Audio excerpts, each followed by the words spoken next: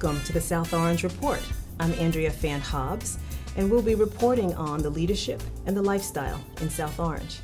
And today, my guest is Reverend Dr. Terry L. Richardson, the pastor of First Baptist Church in South Orange, and one of our Villagers of the Month. So welcome, Reverend Doctor. Thank you. It's exciting being here with you. I really appreciate the invite. Well, there's a lot that we want to learn about you, or that we'd like to share about you. Let's start with being Villager of the Month. What a wonderful, wonderful accolade. So what has that meant to you, and what's been happening as a result of becoming Villager of the Month? Yeah, wow, how about that? You know, Villager of the Month. It is an honor, first and foremost. I never had a clue my name was even in the running. And so it was a pleasant surprise when I received the call asking me would I accept the honor. I said, of course, are you kidding? Yes. It's been great. You know, I don't take it lightly because there have been lots of men and women in our community that's well deserving of that recognition. And so I know I join the line of lots of prestigious men and women who've done much in our community.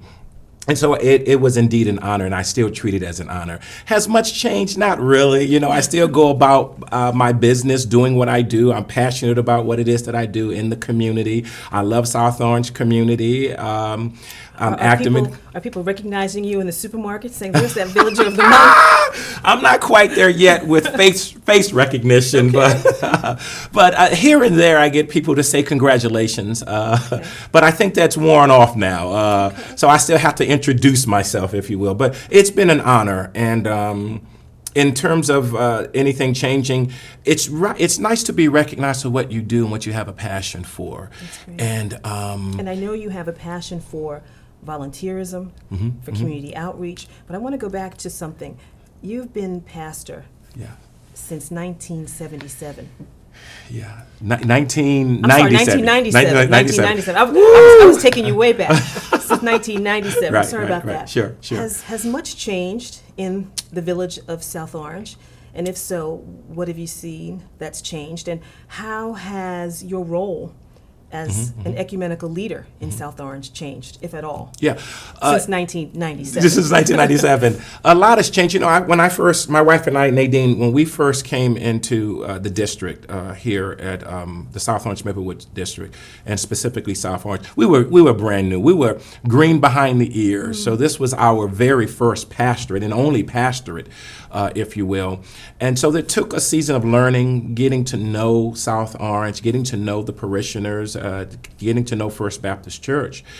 And along the way, we've saw the changes. We must have gone through 2 or 3 different congregations. When we first arrived here in South Orange, the congregation was the size of about 75 members. One service. Nadine, I was the only clergy. Now I have, 14, 15, 16, lay clergy on staff and ordained lay ministers on staff with ordained clergy. We're up to 3 services now. And even the administration has changed. We've been here 18 years now, so we've watched the administration change here and there in town, as well as the school system has changed and shifted a lot. Yes. So many more services, many more congregants, yes, and still a fire in your heart for community outreach and activism. So what are you and the congregants doing in terms of outreach, because there are more people to do all that wonderful work and to be activated? Yeah. First of all, we did, Andrea. We rethought who we were in terms of our identity, and we took that and we took time to really think that through. And once there was a sense of who we are, and in this changing community as time goes on, we felt it's important to make sure that we don't lose that ever again, or lose sight of our identity and who we are and our purpose in the community in the first place. We incorporated those convictions as a part of our governing document. So outreach has become a part of our governing document. So no matter who comes and goes in the pulpit, or membership that comes and goes, our vision, our purpose, and our mission stays intact. And that is outreach for us. So what form does outreach take for First Baptist? Different forms. We reach out in terms of feeding the hungry. We reach out in terms of providing assistance to other faith-based as well as community organizations that are doing something positive in the community. We take at least 10% of our annual budget each year, and we literally give that away for good causes. We built schools in Swaziland, Africa. We built schools for girls in Ghana. We built wells. We dug wells. We give to local individuals as well. We have a 501c3 that we developed specifically for reaching out into the community, the homeless, the hungry, the downtrodden, and that's entitled Our Eternal Light. And so we've kind of put our actions where our mouth is, if you will. So we're not just talking the talk, we're walking the walk, and we're looking for ways to partner with, collaborate with other agencies. We're very active in terms of conversation and actually putting things on paper, working with the police department, Chief Shalel, Chief in South Orange, Chief Shalel, Chief Semino in Maplewood, and some local organizations here in South Orange. That's wonderful. Oftentimes, churches or organizations in general, they have a mission, and the mission is going well, but rarely do they take the time to reevaluate as they change, as their membership changes, and as the community around them begins to change. But it sounds like you have led that look within First Baptist Church and change things to be more responsive to the needs of the community. Talk a little bit about Eternal Light, because that's fascinating. So Eternal Light is that's one prong, if you will, in our ministry. It is our outreach arm, one of our outreach arms to the community.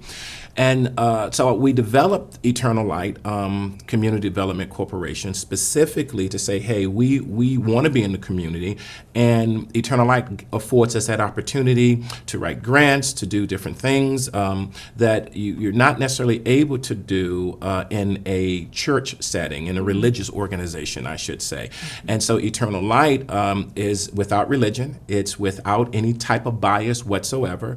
And we do mentoring programs. We have 3 segments to Eternal Light. One is a mentoring program entitled Young Lions Mentoring Program. We have that Young Lions actually reaches into the schools here in the district, the middle schools, the high schools, as well as the elementary schools. And then another segment is, and we have the equivalent, that's for the young boys, and we have the equivalent for the young girls.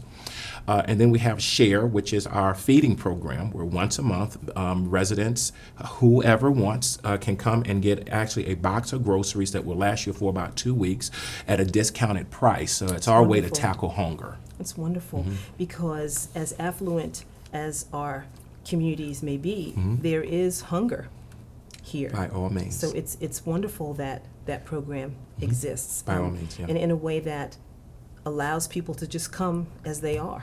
Come as they are, and you'd be surprised the people who come. And there's no judgment, and we even deliver. If you can't make it to the church, we actually deliver. I mean, it's grown so big that we have considered becoming a distribution center, actually. Wonderful. So that's the jury's still out on that, but every single month, once a month, people come from all over, as well as organizations. It's not just people. Other organizations who have like a pantry program in their parish, or if you will, they will even come also for supplies to share that gift with others. So that little church on the corner has become a hub, if you will. Yeah, it's small in size, but it's not small in outreach. That's wonderful. By any means. And why South Orange? Why South Orange in the sense of how do we end up in South Orange? Yes. The story is so funny. I was working on my master's at New Brunswick Theological Seminary, and I had my focus, I did a concentration on metro urban ministry. And I got to a certain point as I was about to graduate, and I said, well, you know what, let me put some fillers out there. Lord, lead me, direct me, guide me, where do you want me to be after this? So I just put fillers out there. So I fill out an application for the church at South Orange, and I was shocked that they actually called me back and actually wanted me to pastor them. And we've been there ever since, trying to make an impact, and not just in this community, but around the world. That's wonderful. Yeah. And it's never by accident. Yeah, yeah. We are exactly where Yeah. we're supposed to be and touch the people By all that means. we're supposed to touch. And what about mentorship for you in your capacity? Because I know you act as a mentor to many. And that's by God's grace. My gift is exhortation, which means to exhort others. I can't help myself, but I want people to see themselves as God sees them. I want them to see their full potential. And so I will exhort you to the fullest, regardless of where you are and what season you are in your life. My strong suit, and I do that by teaching. I'm a teacher at heart, and that's how the gift of exhortation is manifested for me. So I mentor my children in the church, in the community, other pastors, and other clergy. Sure, yeah. It's an honor. It's an honor. And you can't be mentored unless you're mentored. I really wholeheartedly believe in that. I do not believe in leaders out there leading without anyone leading them. So I have a set of mentors in my life as well. That's wonderful. I also know that First Baptist does things in the community with regard to health and health screening. So I want to talk with you a little bit about that. Sure. We are health ministry. Each ministry in our church, because remember, as I indicated, one way that prevents us, or the ideal way that keeps us or prevents us from losing our focus and vision, regardless of who comes and who goes, the dream doesn't die, the vision doesn't die, the mission doesn't die, because it's in our corporate governing documents.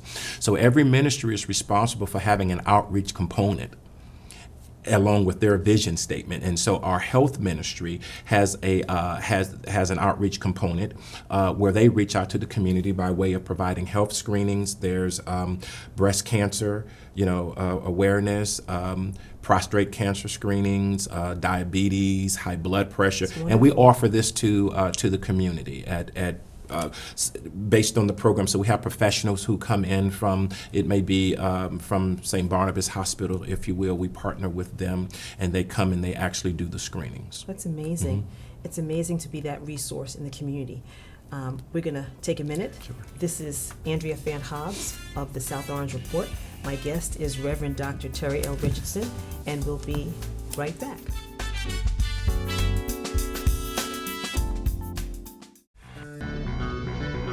Television is a powerful and influential medium that allows different groups the opportunity to produce programming that directly affects their own communities. Public, educational, and government access channels ensure that all people, regardless of race, age, gender, disability, religion, or economic status, have access to local government information and the use of a public communication forum. Make sure everyone has a voice. Support your local PEG channels.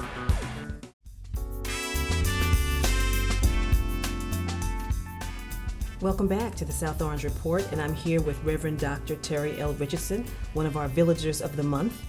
And I want to get back to the legacy. It's a little red church on the corner, the church with a little red door on the corner. A lot of outreach. The church has grown.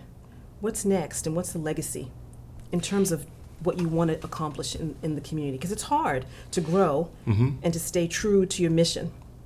Well, I think one way to stay true to the mission is to keep it in front of you, keep the vision in front of you, keep talking about it, keep implementing it, keep teaching it.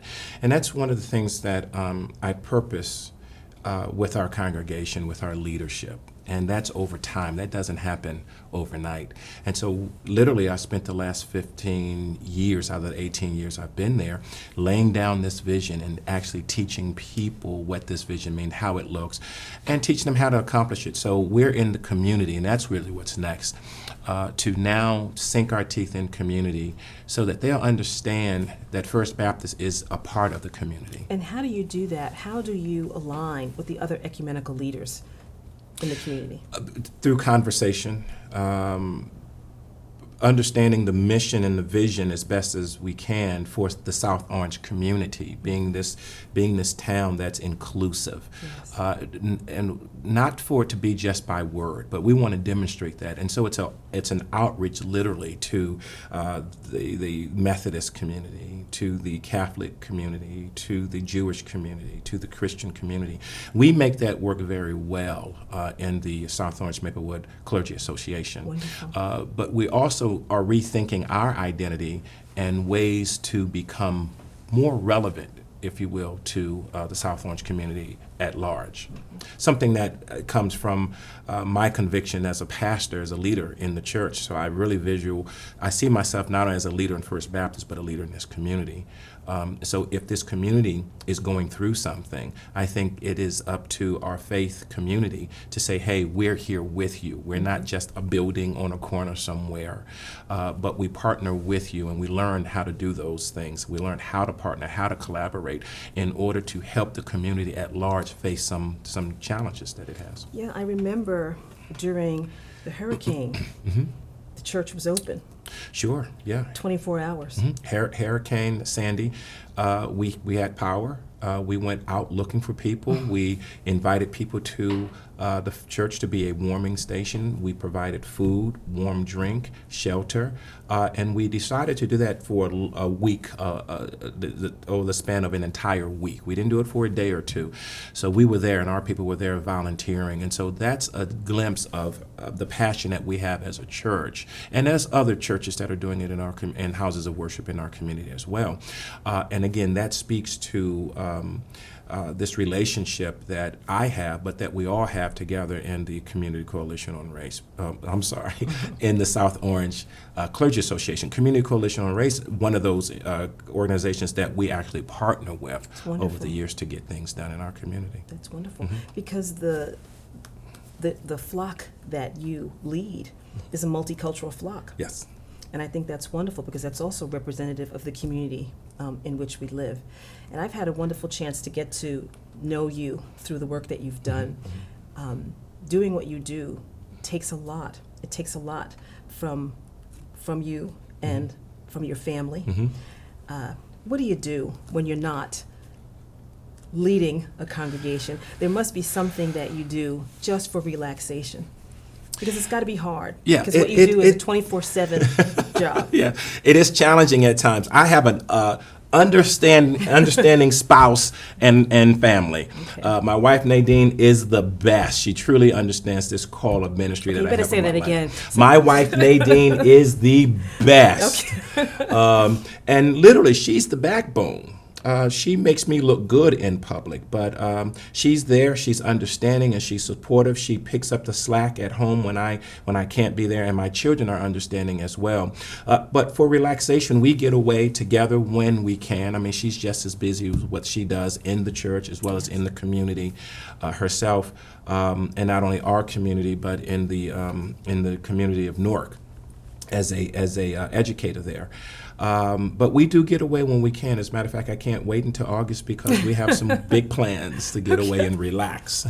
Nice. But in order to do that, you have to have a leadership team that can do what needs to be done without you, because that's another challenge that some leaders find themselves in, that if they are not there, things fall apart. So for you to be able to confidently step away and refresh yourself, that can only be done because you have a team of leaders who understand the vision and the mission and can execute. The vision should never stop with one person. And we have been very fortunate and blessed over time, taking the leadership that was already there and established when Nadine and I came, as well as growing others and adding them onto the leadership.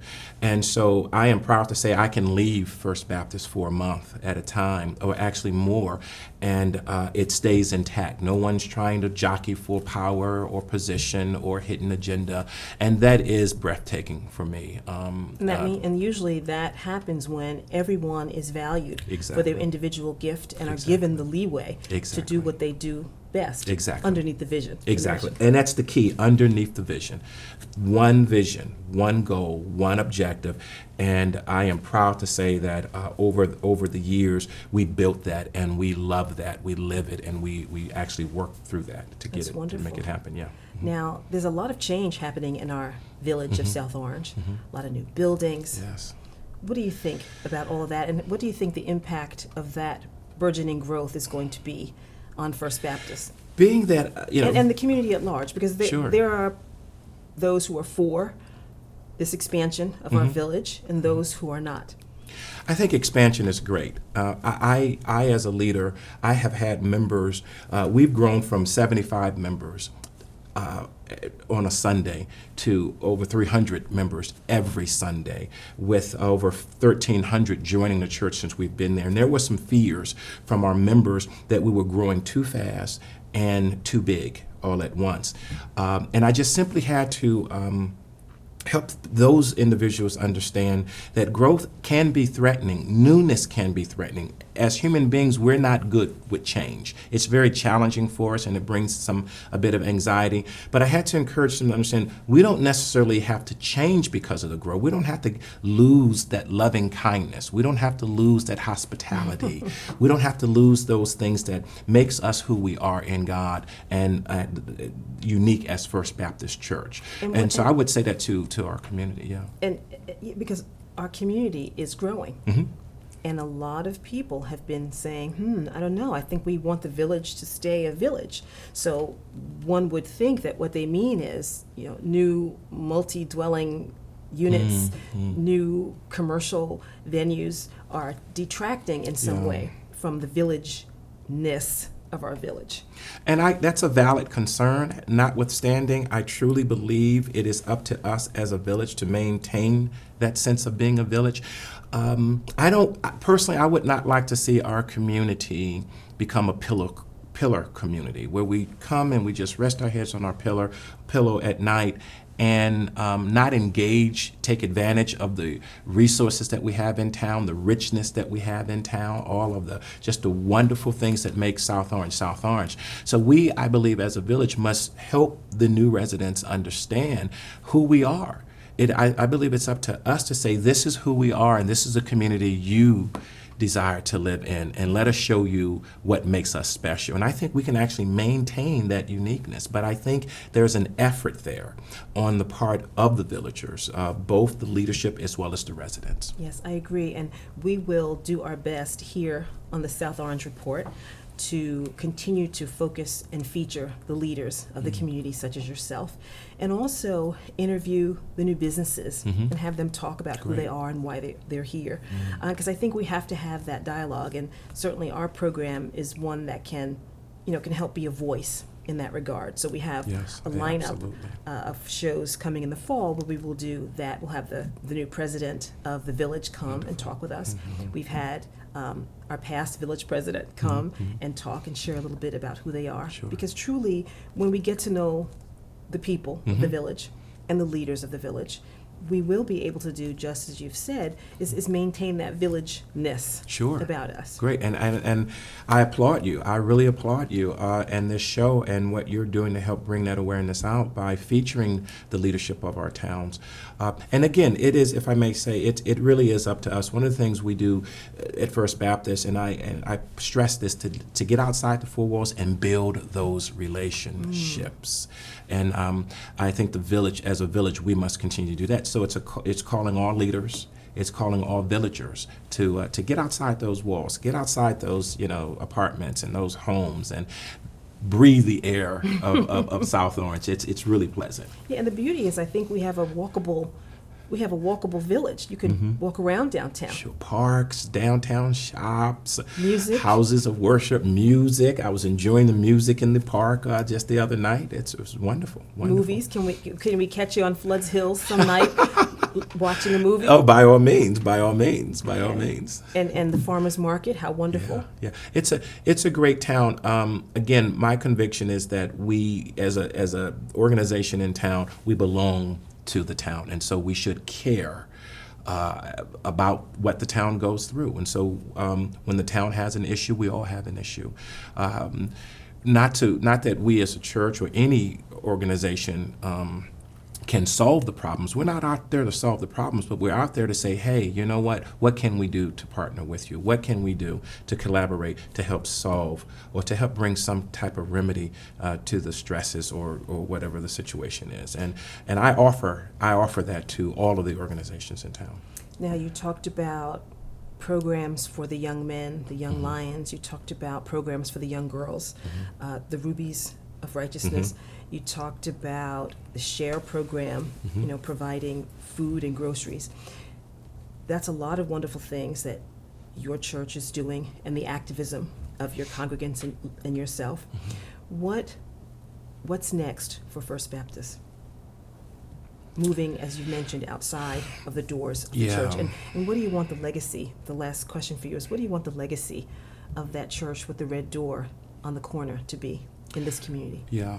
Because let me say it this way, if First Baptist Church was no longer the little church on the corner with the red door, if it just ceased to exist, would the community feel the impact of its loss? You know, it's funny you mentioned that question. That was my research question for my doctoral program. Does that mean great minds think alike? Great minds think alike. Yeah, I think that's the fear. I think the fear is people will come and build a life in South Orange, raise their families in South Orange, and then move on and never know or was consciously aware that First Baptist was ever in the community, that it existed, because we were too irrelevant, too invisible to the community. And so, the question that I have, and I pose to the congregants, if the church was to close its door today, would the community ever miss us? Well, what I'm going to say in the last minute that we have is based on all of the wonderful things that you have shared tonight and the things that you've helped to build inside of the church and taking that activism outside of the walls of the church. I'm abundantly certain that the community has been impacted in a positive way, and that if that little church on the corner with the red door disappeared tomorrow, first of all, it couldn't disappear because it's a vital entity within our community, and its congregants are vital to the community. So first of all, it couldn't disappear. And hypothetically, if it was to disappear, the community would certainly feel its loss because of the wonderful love and good work that it has done. So I want to thank Reverend Dr. Terry L. Richardson for joining me, Andrea Fan Hobbs, on the South Orange Report.